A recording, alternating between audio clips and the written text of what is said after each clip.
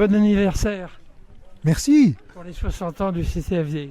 Oui, c'est les 60 ans du CCFD. C'est un sacré Le événement. CCFD, c'est quoi exactement alors?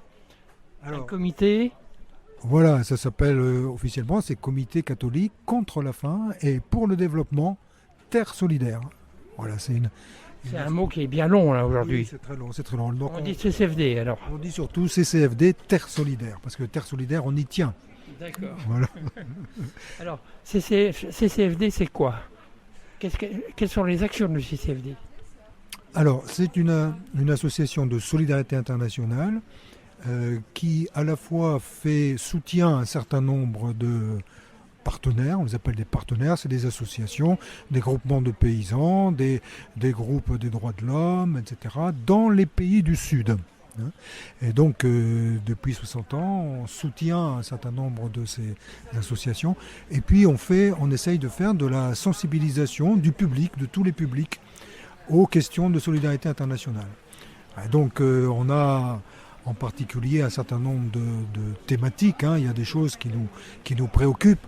C'est, par exemple, l'état des migrations internationales, par exemple, ou bien tout ce qui se passe pour les paysans du Sud, qui sont, quand on sait que 70% de ceux qui souffrent de la faim, ce sont des paysans. Donc, pour Les réorienter... paysans qui souffrent de la faim. Eh oui, tout à fait. C'est dans le monde... J'ai du mal à comprendre ça en fait. Oui, Hein. oui, mais parce que c'est très compliqué, mais s'il y a plus de 800 millions de personnes qui souffrent de la faim actuellement, vous avez presque 70%, ce sont des paysans qui n'arrivent pas à joindre les deux bouts pour différentes raisons, pour des raisons climatiques, mais aussi pour beaucoup d'autres raisons, comme des raisons de concurrence sur leur propre terrain. Par exemple. Ils peuvent avoir un petit morceau de terre quelque part, un petit lopin de terre. Alors là, c'est souvent un problème pour eux aussi, parce que de plus en plus, dans un certain nombre de pays, les terres sont prises par des sociétés multinationales, etc., avec la caution. On a entendu dire, effectivement, il y a même des Chinois qui viennent acheter des terres en Afrique.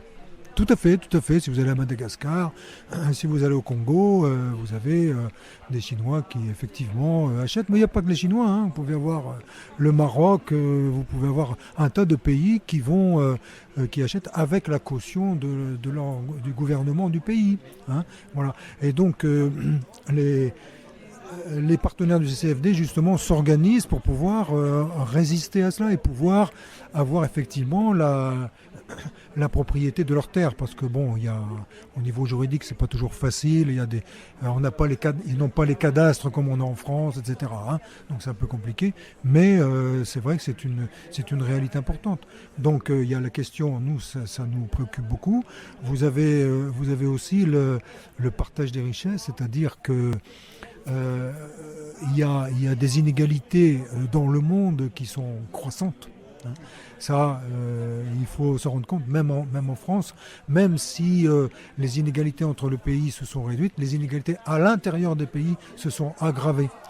Et donc, il y a des choses qu'il faut certainement réformer pour lesquelles le CFD se bat, par exemple, pour qu'on arrête les paradis fiscaux, parce que c'est 125 milliards de dollars qui sont perdus pour les pays du Sud.